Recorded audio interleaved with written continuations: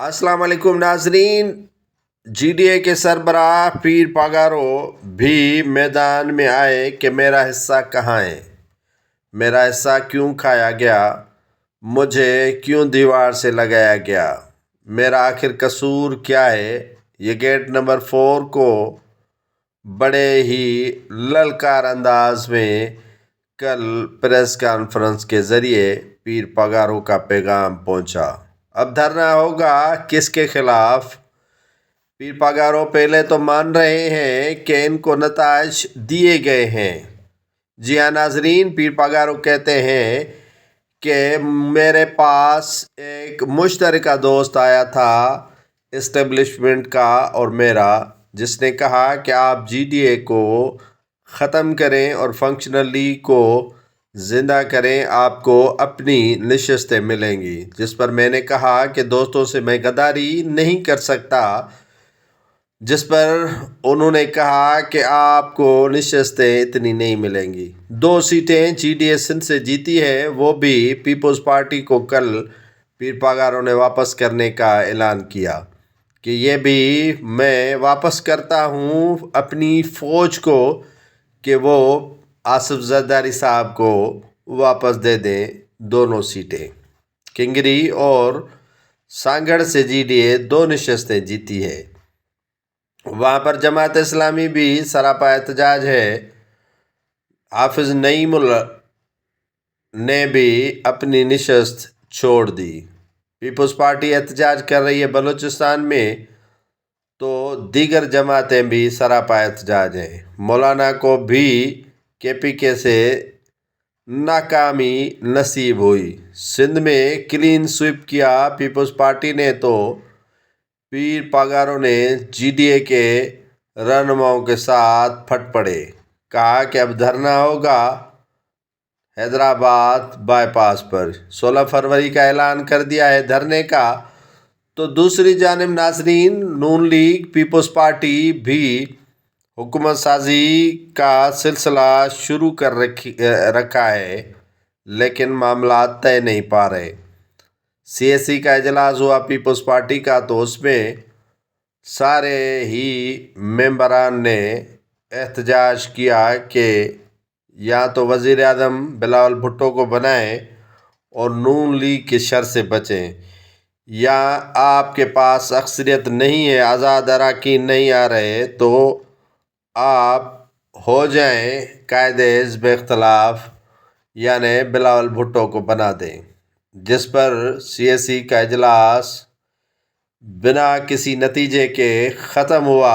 आज दोबारा आसिफ अली जरदारी की ख्वाहिश पर शुरू हो रहा है।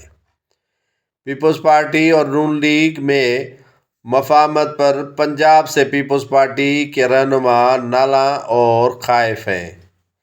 सिंध में जीडीए सरापा एहतजाज है और दूसरी जानिब JUIF भी धरने दे रही है। बलूचिस्तान में मुख्तलिफ जमातें सरापा एहतजाज हैं, जिसमें हज़ारा डेमोक्रेटिक अलाइंस और दीगर जो जमातें हैं बलूचिस्तान की पीपल्स पार्टी समेत एहतजाज कर रही हैं कि उनके नताइज जो हैं वो तब्दील किए गए हैं। नाज़रीन, 8 फरवरी को आम इंतखाबात तो हो गए, नताइज भी आ गए, लेकिन किसी भी जमात को अक्सरियत वो न मिल सकी कि वो अकेले सिर हुकूमत बना सके।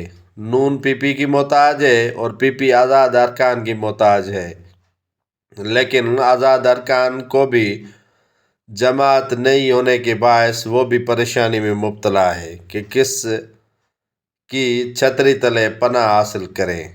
पीटीआई को अक्सरियत तो दी गई, बड़े बड़े बुत नून लीग के गिर गए, लेकिन पीपल्स पार्टी और पीटीआई एक दूसरे के साथ मिलने को तैयार नहीं। पीटीआई कहती है कि जिसको हम चोर कहते रहे हैं उन्हीं से हाथ मिला ले तो उनका बयानिया तबाह हो जाएगा।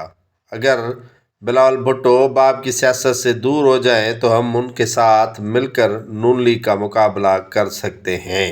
लेकिन आसिफ अली जरदारी की ख्वाहिश है कि नवाज शरीफ को मिलाकर पंजाब और वफाक में हुकूमत की जाए, کیونکہ آصف علی زرداری کو اسٹیبلشمنٹ کا پیغام ہے کہ آپ نون لیگ کے ساتھ مل کر حکومت کریں۔ دوسری جانب پیر پاگاروں نے بھی گیٹ نمبر 4 کو واضح پیغام دیا ہے کہ آپ نے مجھے کیوں نظر انداز کیا ہے؟ کیا میں آپ کا بندہ نہیں ہوں؟ کل واضح طور پر کہا کہ باپ بیٹے سے ناراض ہوتا ہے تو بیٹا گھر چھوڑ جاتا ہے، ایسی کوئی بات نہیں کہ ہم احتجاج بھی نہیں کریں۔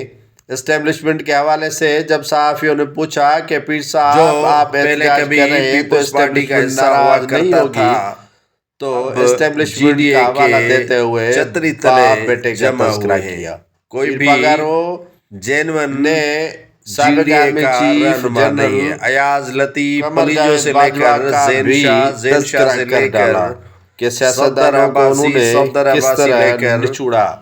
جتنے بھی رہنما ہیں مسلم لیگ نون کے بشیر میمن ہیں، متعارف ہوئے ہی پیر پاگاروں کا کہ سلام ہے ان نوجوانوں کو جنہوں نے جمع ہوئے ہیں کہ کس نے کسی طرح سپورٹ کیا اور ووٹ پارٹی کو پیپلز پارٹی نیچے دکھایا جائے اور پیپلز پارٹی کو سندھ سے پارٹی کے اکثر اراکین لیکن ہر مرتبہ کی طرح اس مرتبہ بھی دوسری جانب پیر پاگاروں نے بھی 2 نشستیں کر دیا ہے چھوڑ اقتدار دیے۔ حاصل کرنے میں۔